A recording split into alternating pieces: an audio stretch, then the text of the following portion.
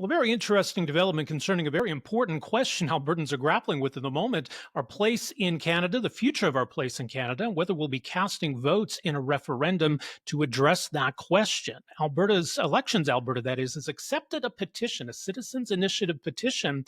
The interesting wrinkle here is that this is not from a pro-separatist group, quite the opposite, in fact.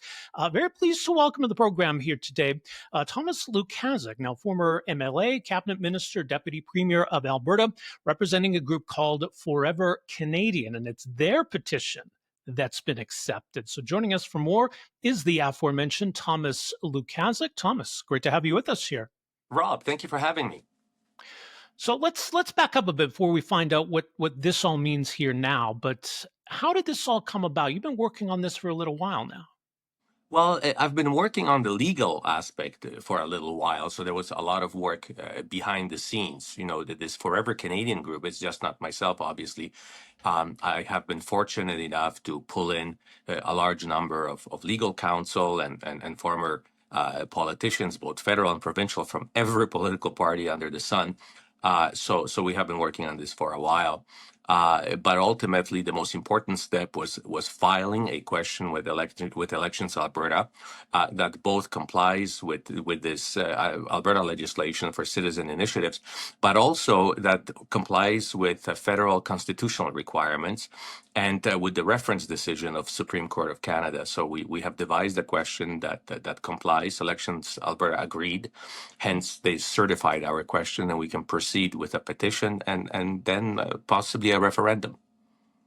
So what motivated you to do this? Well, number one, personal passion. You know, I immigrated to this country as a 12-year-old and as a refugee from Poland. And I have to tell you, there isn't a day, and I've been living in Canada now for almost 45 years, but there isn't a day that I'm not thankful to Canada. And I think when I say that, I speak on behalf of all immigrants who were not fortunate enough to be born in Canada. But also, I'm of the opinion that if there is going to be a conversation about the future of Canada, because that's what it is, that conversation should be led by individuals who actually care about the future of Canada as a whole. And that will lead this conversation based on facts and laws and not based on disinformation, which we are seeing a lot of, not only from the group of separatists, but unfortunately from our premier as well. No, I think there are those who would just rather not bother with any of this. Like, there are people who don't want to see a referendum. But was it your concern that we were going to get one anyway, and it was all about shaping that question? That is correct, because as we know, very recently, Premier Danielle Smith has passed a bill, Bill 54, which amended the Citizens Initiatives Act, making it much easier for separatists to force a plebiscite, a referendum, lowering the number of signatures that are required to force a referendum, extending the period of time during which they could collect signatures. And surprisingly enough, this referendum will be proclaimed on American Independence Day. July 4. So it was inevitable to have this conversation and to have a referendum. So instead of having them, the separatists, lead this campaign, I decided that it should be the other way around. So what would the question be under this petition? Should Alberta remain in Canada? It's that Right, simple. so yes. It's a binary, and the answer is yes, and it's a binary question. It's a yes or a no question. And we will, not only through our website, but throughout this entire campaign, we will be putting forward facts, legal, economic facts, and also speaking to the fact that in reality, there isn't really a clear pathway for Alberta to unilaterally separate from Canada anyhow. But the rhetoric, this conversation about separating, frankly, is more dangerous than the prospect of separating itself. You know, we saw what happened in Quebec during their referendum. You know, business and investment literally dried up in Quebec. You know, there's a reason why Bank of Montreal has its headquarters right now in Toronto. Because they moved. We saw what happened with Brexit. We saw what's happening, or we see every day what's happening in the Basque region of Spain. So that conversation of separation is not healthy for Alberta, and it's not healthy for all of Canada. Also, Rob, you know, I don't think I need to convince anybody that we live in rather unprecedented, turbulent times from a geopolitical perspective.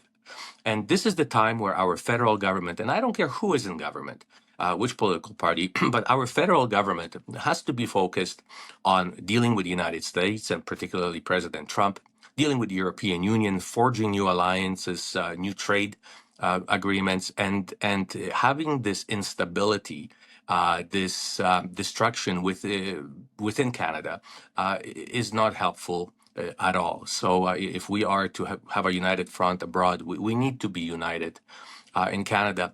And last, Rob, but not least, and I'm actually quite concerned about it, we saw what happened in Quebec during the FLQ crisis. And I imagine that those who were spearheading this pro-separatist movement never anticipated that it will actually end up in tragedies, in kidnappings and assassinations. But unfortunately, the anger that is usually associated with breaking away, that is fed by politicians and pro-separatists, can get out of control. And I'm hoping that having this campaign and this petition led by facts in a rational way will perhaps avoid some As of you the say, I mean, I think unintended there consequences. is frustration, maybe not necessarily anger, but I think there's discontent, there's frustration, and there long has been in Alberta. Sure. The perception may be that we don't matter, our concerns have been ignored, and I think separatists take that one step further, that we'd be better off on our own. But where do you think that frustration comes from then? And I don't question that frustration. They don't need to validate it. If people feel frustrated, then obviously they are frustrated. Now, whether this frustration is based on facts or disinformation, actually for decades, and that includes even the time period when I was in government for almost 15 years, where Albertans are actually told that they should be frustrated and not shown the whole picture of what the relationship between provinces in Canada looks like. That's part of it. And part of my campaign will be actually demystifying some of those issues. And hopefully some individuals will have a little bit of an aha moment saying, you know what, even though I don't like it, but now I know why it is the way it is, and it actually makes sense. So that will be part of this, calm, rational conversation. But we as politicians have often used this discontent for political gain. I can tell you, I was in the progressive conservative government for 15 years, and we always hated when there was a conservative government in Ottawa because we couldn't quite overtly beat up on them. We had to sort of play nice. It is much easier to run for office and to govern Alberta when you can virtually blame everything on Ottawa and particularly on Quebec and Ontario. And maybe that has become part of our culture, and that's fine. And the Premier of Alberta, no matter who it is, has every right to negotiate better deals with Ottawa, with other provinces. But that has to be done in good faith. I find it unacceptable for any province, as much as I found it unacceptable for Quebec, to hold a proverbial gun to the rest of Canada's head and saying, look, we want it our way or we're separating. And my referendum and my campaign hopefully will take that proverbial gun away from Danielle Smith, forcing her to focus on provincial issues, and also sit down at the table with Prime Minister Carney or other premiers and negotiate deals in good faith. Yeah, the premier says she's not a separatist, right? The premier says that she's just trying to get a better deal for Alberta. She wants to take the wind out of the sails of this separatist movement. But what are your thoughts on how she's been handling all of this? Well, you know what? I don't accept the premier's statement that she's not a separatist. If she truly was not a separatist, why would she amend the Citizens Initiative Act for the separatists to make it easier for them to force her? She should actually make it even harder for them. She wouldn't be proclaiming this bill on an American Independence Day. She could have chosen any other day sooner, day after. But she's sending messages. She has a political problem. She has at least 14 MLAs, some of whom are cabinet ministers, who are overtly either pro-separatist or at least considering separatism as a viable option. And even though there truly is a small percentage of Albertans who seriously consider separatism, in her party, in UCP, that percentage is significantly higher. And she cannot lose, more than 5 to 10% of popular support within her party, because she will lose seats in the next election. So she's dancing this very awkward dance where she wants to say, I'm not a separatist, but she's doing everything to empower separatists to achieve their goal. I sort of think about this like a Pontius Pilate approach. Here are all the knives and daggers, but leave me out of it. I'm washing my hands. She also devised this very strange phrase, sovereign Alberta within United Canada. Well, that is a word salad. It means nothing. It has no legal basis. That is, Rob, almost like me saying that I am single within the confines of my marriage. It's a statement that sort of tries to appease both sides. And I'm hoping that, again, this initiative that I'm leading will force our premier to take a clear position. Either she is pro-separatist, which many of her actions, including her panel that she's tracked right now, and if you look at the website that she put together, clearly is leading those who participate in this questionnaire towards answering in a manner that would suggest that some form of separation from at least Canadian programs like RCMP, Canada Pension Plan, and others is something that Albertans want. Or she declares that she is against any form of separation and will continue to dialogue with other provinces and with our federal government in good faith. There's some significance in being first, and the fact that your petition has been accepted. What does this mean for any other petition efforts? There won't be any other. The act is very clear that the first petition, the application for petition that is filed with Elections Alberta, will be reviewed first. They are reviewed in the order in which they were filed. And since mine was filed first, it was reviewed and approved, which, according to the legislation, that means that there cannot be any other petition or referendum on the same or similar question. So any question that pertains to Alberta's separation from Canada cannot proceed, because that would, naturally be very confusing to Albertans if they had two competing petitions. So no, the fact that I filed first precludes this question from being asked again for at least 5 years. But if your petition fails to garner the needed signatures, we would kind of reset back to zero and another petition could proceed. Then another petition would have to be filed. So, the pro-separatists have a double problem. As the sort of the funny saying says, you had one job. And they've been touring the province having town hall meetings with their question, but one thing they didn't do is file the question.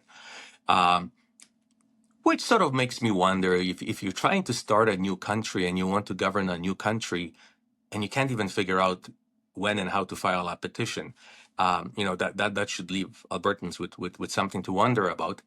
But the fact is that since they didn't file a petition, they can't proceed. But the second problem that they have is that the question that they are actually proposing, in the minds of most legal scholars, cannot be asked, cannot be accepted by Elections Alberta, because it is ultra-virus to our Canadian Constitution. It basically contradicts our Canadian Constitution for two reasons. We have a Supreme Court of Canada reference decision relevant to what and how questions need to be asked for referenda. But second of all, their question does not at all consider, it actually disregards any rights garnered by our First Nations under the First Nations treaties, which were signed directly with the Crown, with Buckingham Palace. So I find it rather unlikely that even if they were to be first to file the petition, that their question could be considered. Now, there's an interesting question, too, regarding your petition effort, because we have the original Citizens Initiative legislation. As you mentioned, the Premier changed it to lower the threshold. What's the threshold that you're operating under? You know what? We honestly don't know at this point in time, because on July 4, the Premier is proclaiming the Amendment Act, which technically lowers the number of signatures, prolongs the time, and also really relaxes fundraising rules. That was another gift that she was intending to give the Separatists. But she never anticipated, I imagine, that someone like me will actually use this legislation for the opposite reason. So now Elections Alberta will have to determine whether I will have to carry on under the old rules, which would mean that I have to garner 10% of eligible voters in Alberta signatures. So that would roughly be about 300,000 signatures in 90 days. Or will the new rules apply to me, which would mean that I would have to garner 170,000 signatures in 120 days. I am of the opinion, that's right, I am of the opinion that Premier fully intended to make it easier on separatists, and she will have no issue with allowing us to benefit from the same rules, but we shall see. But Rob, I am not worried about the number of signatures. I can tell you, judging by the reaction that there is. I went to a baseball game yesterday in Edmonton, and you wouldn't believe how many people just came up and said, "Good on you. Where can I sign? How can I volunteer?" Albertans were looking for something positive to latch onto. I think Albertans are tired from being told how unhappy they should be. And this is a venue to show some positivity, and this is a venue where we can show our commitment to Canada. So the number of signatures should not be a problem. So how do you go about doing it? And I guess for people listening or watching, how do they get involved? Okay, so now Elections Alberta is trying to figure out the rules. You know, they're sort of in a way building an airplane while flying it. They approved my question, but they don't have the rules yet. They're waiting for this amendment to be proclaimed on July 4. So once they do it, they will set up the rules, and I will have 30 days to appoint a chief financial officer, because this campaign has to be transparent and reconciled with Elections Alberta. The moment I appoint a chief financial officer, then the clock starts ticking on collecting signatures, either 90 days or 120 days. That remains to be seen. We, within the next few days, will be launching our website. We already have signed up volunteers, I would say virtually in every municipality, town across Alberta, and then we go off to work. So if anybody wants to volunteer and collect signatures, all they need to do is contact me on social media, pretty soon on our website, register themselves. They have to be registered with Elections Alberta. Only registered volunteers get to collect signatures, and it's the old-fashioned paper and pens petition. It is not an online petition. Now, I guess the other question too: if this succeeds, when would this vote occur, or is that at the discretion of the Premier? It is, but the Premier will have two choices, and I think neither one of which she will like. Because either A, she has to have this question as a referendum question at the next election, not necessarily provincial. It could be municipal elections. So it could be as early as October if our clock runs out before that time. Or she has an option number two. She can take it to the legislature and have all MLAs in the legislature vote on it. And if they vote in favor of Alberta staying in Canada, then that will become the official policy of government of Alberta, which, as I said, Rob, earlier, it sort of takes away that proverbial gun or the wind in her sails, using separation as a leverage in her negotiations with other provinces and with Canadian government. Okay, very interesting. Well, Thomas, we'll see how this all plays out in the days and weeks ahead. Thank you so much for making some time for us here today. Appreciate it. Thank you, Rob. I really appreciate it too.